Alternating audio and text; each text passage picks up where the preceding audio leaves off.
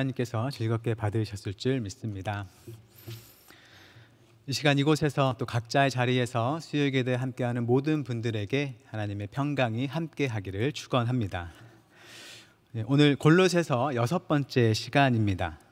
오늘 본문 앞의 내용에서 사도 바울은 골로새 교인들에게 그들이 경계해야 할 거짓 가르침들에 대해서 알려주었습니다.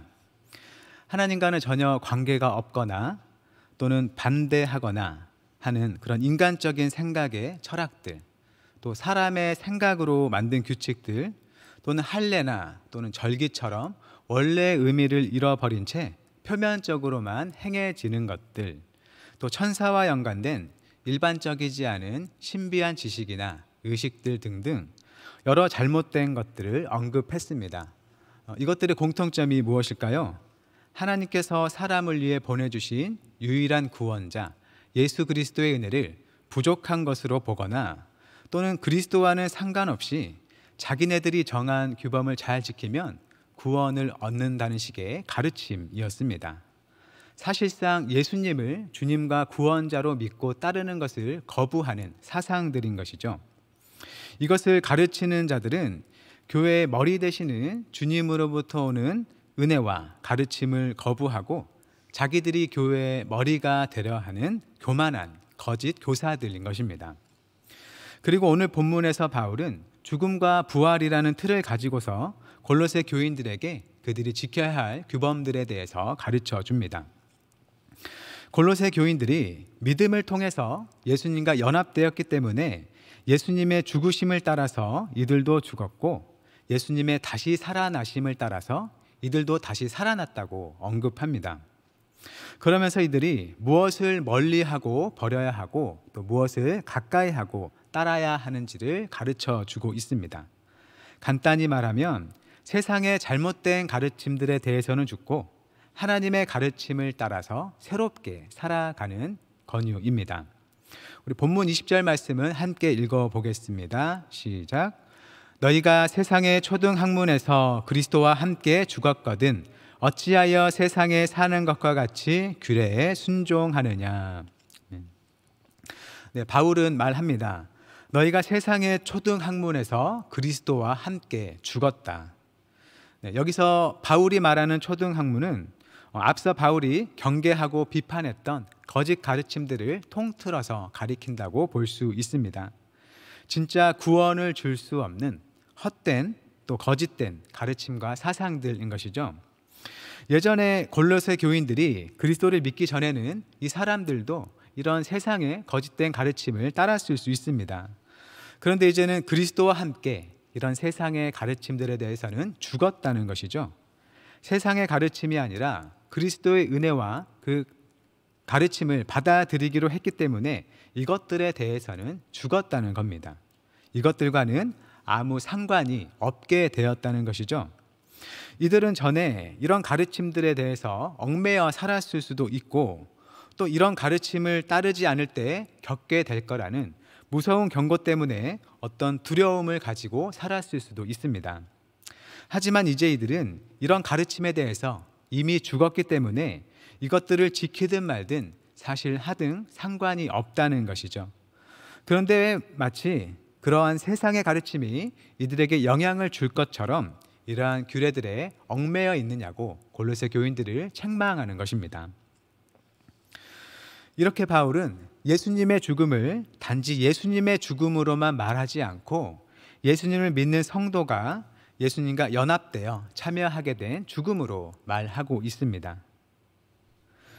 우리는 예수님의 죽음을 기본적으로 우리의 죄를 위한 속죄 제사의 성격을 가진 것으로 받아들입니다. 나는 가만히 있고 오직 예수님께서 나를 위해 죽으신 죽음으로 받아들이는 것이죠. 그런데 바울은 거기서 한 걸음 더 나아가서 예수님을 믿는 우리 역시 예수님과 함께 죽었다는 것을 말하고 있습니다. 우리 죄를 위해서 실제 죽으신 분은 예수님이지만 예수님의 속죄의 죽음을 믿는 우리 역시 죄인으로서 그곳에 달려 함께 죽었다는 것이죠. 세상에 얽매여서 사는 사람인 내가 그렇게 그리스도와 함께 죽었다면 이제는 더 이상 세상에 얽매일 필요가 없다는 것입니다. 세상에 대해 살던 나는 이미 죽은 것이란 것이죠. 그런데도 세상을 두려워하고 세상에 대해 완전히 죽지 못하고 얽매여 있는 모습을 바울이 지적하는 것입니다. 예수님의 죽음은 우리의 죄값을 치렀을 뿐만 아니라 결과적으로 우리를 죄로부터 해방시키신 사건이었는데, 그 해방과 자유의 은혜를 따르지 않고 살아가는 것에 대한 책망인 것이죠. 바울은 여기서 세상의 거짓된 가르침에 대해서 말하고 있습니다. 그런데 우리는 이런 잘못된 가르침에 대해서 뿐만 아니라 우리가 정말 죽어야 하는 많은 영역들을 삶에서 발견하고 또 경험하며 살아가실 겁니다. 여러분은 삶의 어떤 영역들, 또 마음의 어떤 영역들에 대해서 주님과 함께 죽길 원하시나요?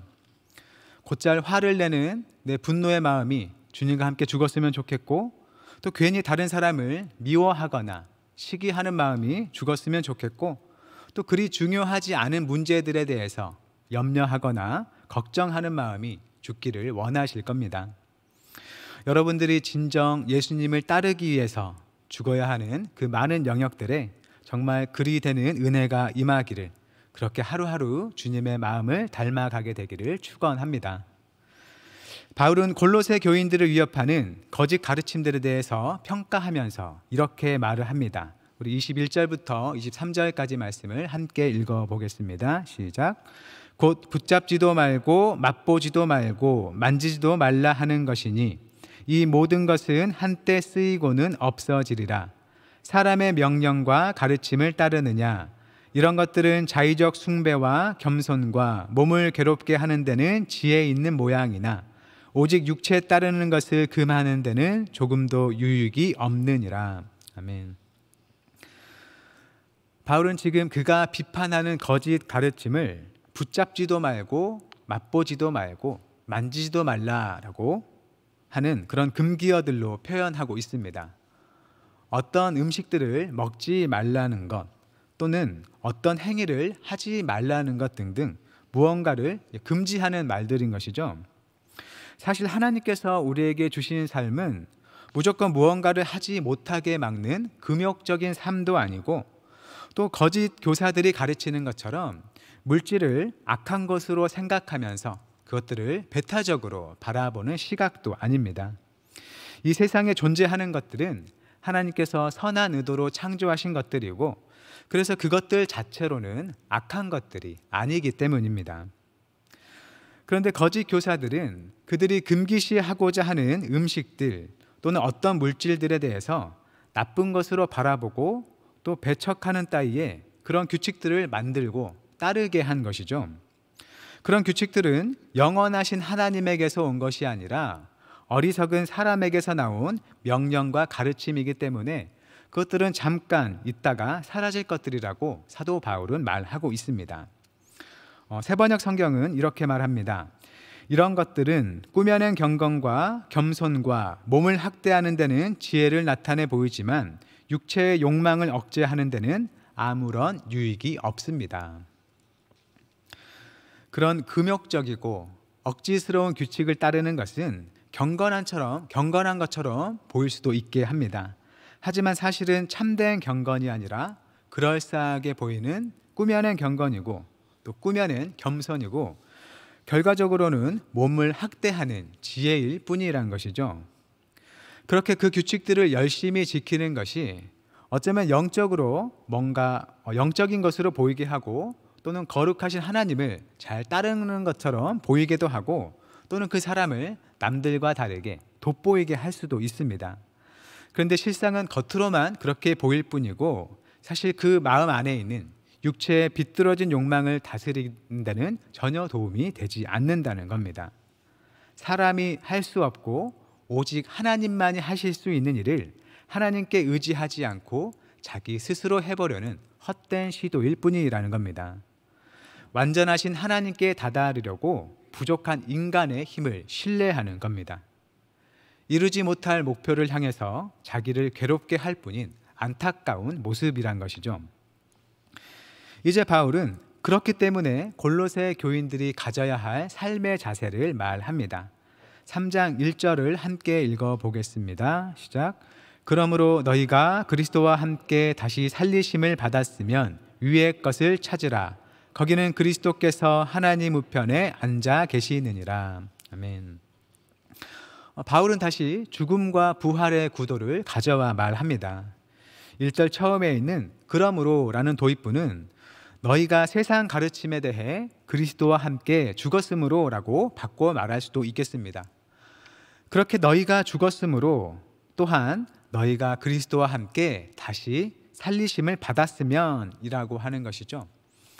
여기서 다시 살리심을 받았으면 이라는 말은 너희가 다시 살리심을 받을 수도 있고 안 받을 수도 있는데 만약 살리심을 받았으면 이라는 그런 조건절의 말로 들릴 수도 있을 것 같은데 그런 뜻은 아니겠죠. 너희가 그리스도와 함께 죽은 것처럼 너희가 또 그리스도와 함께 다시 살리심을 받았다는 것을 알고 있다면 또는 이해하고 있다면 인정한다면 이라고 이해할 수 있습니다. 즉 너희가 십자가의 그리스도를 믿는다면 세상에 속했던 너희의 옛사람은 그리스도와 함께 죽은 것인데 그런 것처럼 너희는 그리스도와 함께 다시 살아났다. 그러니 너희는 예전에 추구하던 것이 아니라 이제 다시 살리심을 얻은 새 생명을 가지고 새로운 것을 추구하며 살아야 한다는 것을 알아야 한다라는 의미입니다. 그렇게 다시 살리심을 받았다면 위의 것을 찾으며 살아야 한다는 것이죠. 바울이 말하는 위는 어디인가요? 그리스도께서 하나님 우편에 앉아 계신 곳이다 라고 본문이 말하고 있습니다. 이 하나님 우편은 보통 우리가 어느 때 말을 하나요? 예수님께서 부활하시고 승천하신 후에 계신 것으로 우리가 생각하고 있습니다.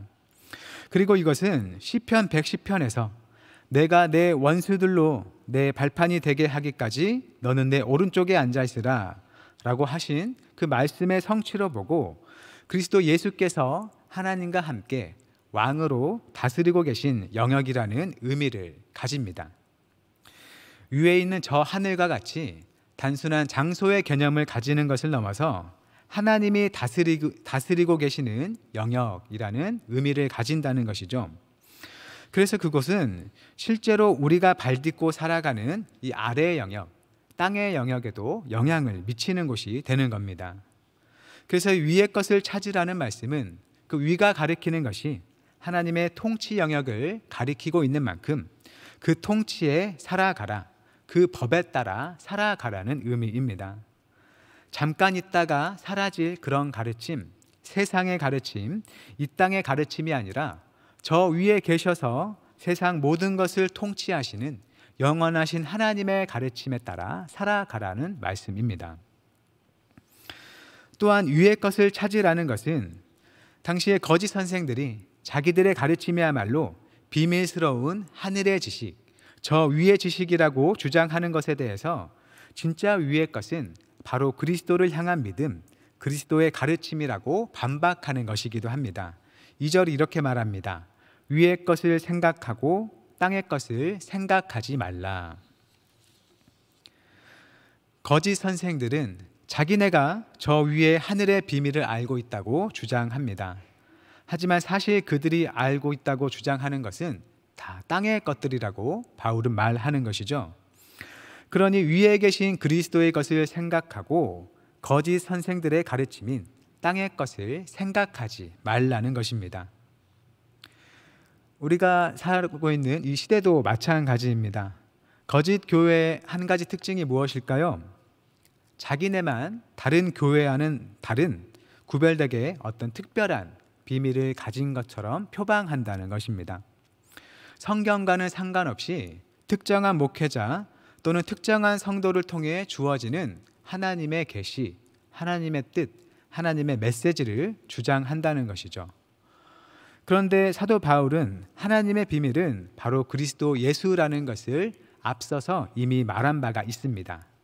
이미 사람들에게 오셔서 자신을 드러내신 그리스도가 세상 사람들이 좀처럼 깨닫지 못하는 하나님의 비밀이라는 것이죠. 그 비밀을 아는 자로서 비밀이신 그리스도를 생각하며 주님의 말씀을 따라 살아가라는 것입니다. 이제 바울은 또다시 골로새 교인들이 그리스도의 죽음과 함께 죽었고 다시 살아났다는 것을 강조합니다. 3절과 4절 말씀을 함께 읽어보겠습니다. 시작. 이는 너희가 죽었고 너희 생명이 그리스도와 함께 하나님 안에 감추어졌음이라. 우리 생명이신 그리스도께서 나타나실 그때에 너희도 그와 함께 영광 중에 나타나리라. 아멘. 네, 앞구절과 이어서 본다면 위의 것을 생각하고 땅의 것을 생각하지 말라. 왜냐하면 너희는 죽었고 다시 살아난 너희의 생명은 그리스도와 함께 하나님 안에 감추어졌기 때문이다 라고 볼 수 있습니다. 생명이 감추어졌다라고 바울이 말하는데 이게 무슨 의미일까요? 첫째로는 성도는 우선 다른 곳이 아닌 그리스도와 함께 하나님 안에서 되살아난 새로운 생명, 참된 생명, 또 살아있음을 경험할 수 있다는 것이겠습니다. 우리가 주님을 떠나서 생각하는 것들, 주님을 떠나서 살아가는 것, 주님을 떠나서 행하는 것들을 통해서는 우리가 죽고 다시 살아난 그 생명을 경험할 수 없다는 것이죠. 주님께서 보이신 참 사랑 안에서 우리가 받은 그 사랑을 흘려보내고 그 사랑을 비추며 살아갈 때에야 진정한 생명, 그 은혜를 발견하고 또 경험하며 살아갈 수 있다는 겁니다. 그리스도와 함께 죽었던 죄된 내가 죽은 채로 잠잠하고 하나님 안에서 새로 태어난 내 안에 있는 그 새로운 사랑의 본성을 따라 살아갈 때 그 생명력을 느끼며 살아갈 수 있다는 것이죠. 그래서 둘째로 이 성도의 부활 생명이 그리스도와 함께 하나님 안에 감춰져 있다는 것은 그리스도를 알지 못하는 세상은 이 죽고 살아난 새 생명을 알지 못한다는 것입니다. 마치 하나님이 세상에서 가리워 계시기 때문에 하나님 스스로 당신을 나타내셔야 세상과 사람이 하나님을 보고 알 수 있게 되는 것처럼 성도의 새 생명도 세상은 보고자 하여도 잘 보지 못하고 하나님께서 열어주실 때에 보고 알 수 있는 생명이라는 것입니다.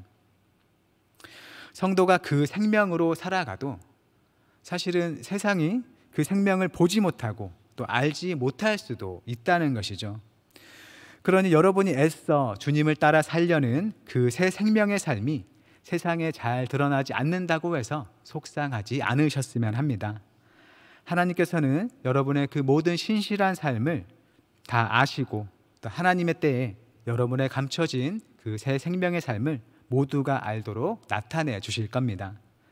4절이 말하는 것처럼 우리의 생명 되시는 그리스도께서 나타나실 때에 우리 생명도 영광 중에 함께 나타나게 될 것입니다.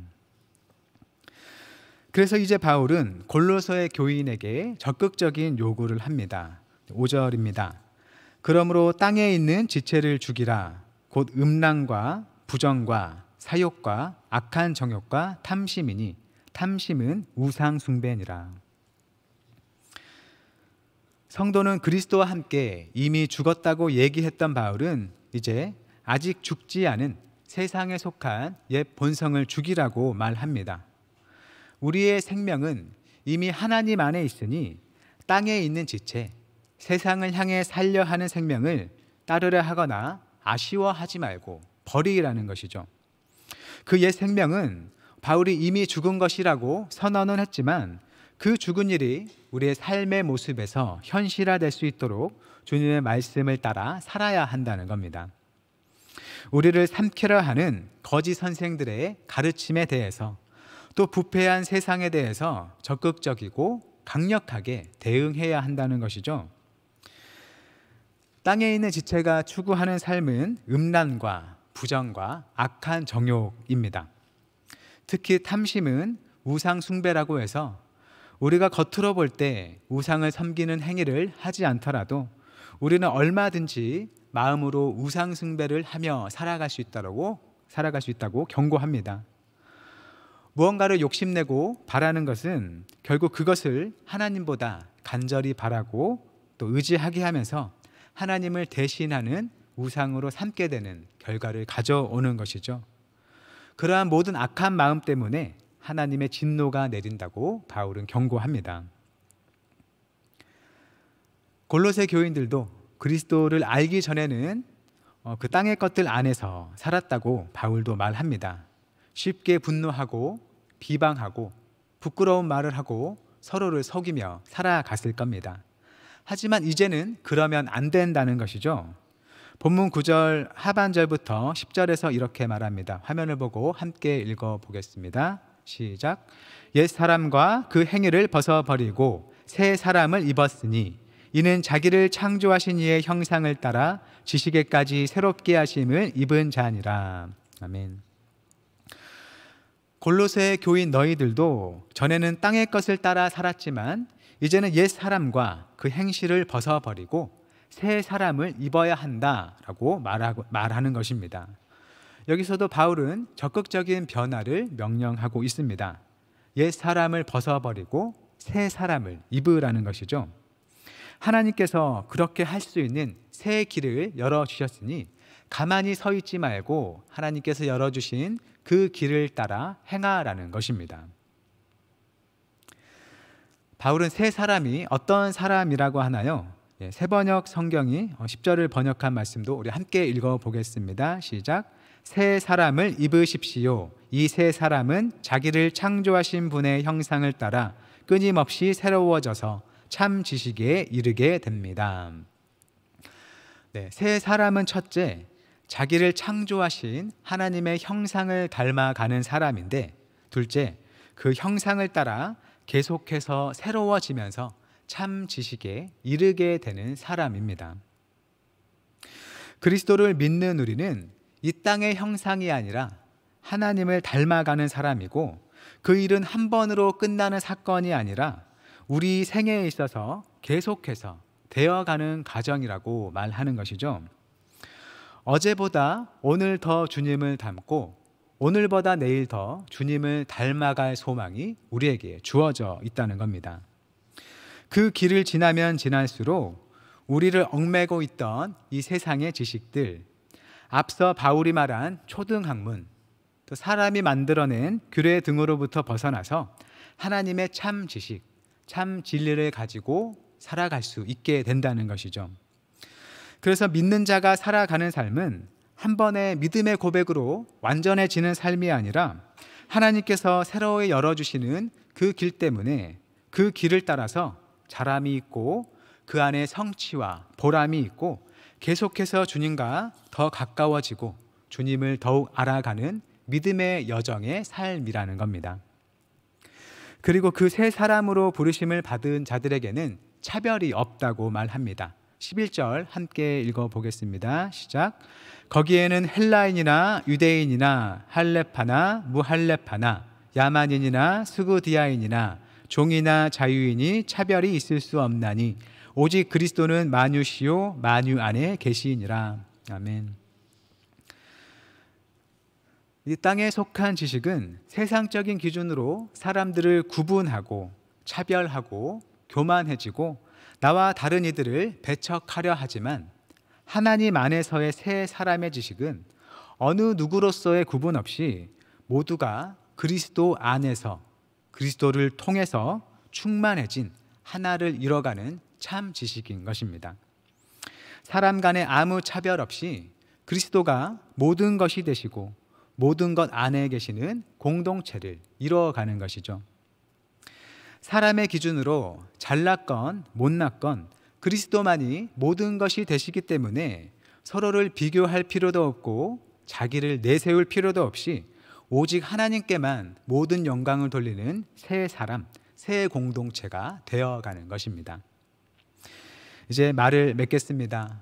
사도 바울은 주님을 믿는 사람은 세상의 가르침에 대해서 그리스도와 함께 죽었다고 말합니다.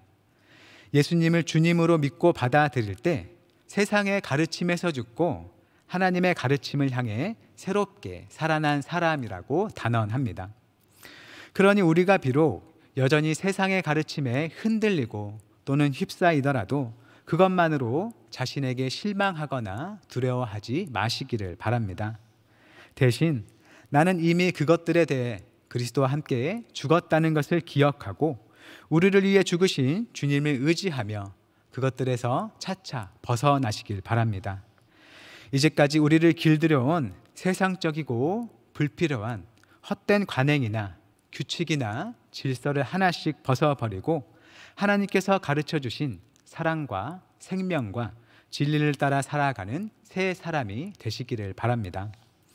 하나님 안에 감춰져 있어서 세상을 쉬이 발견하지 못하는 새 생명이 우리에게 있습니다.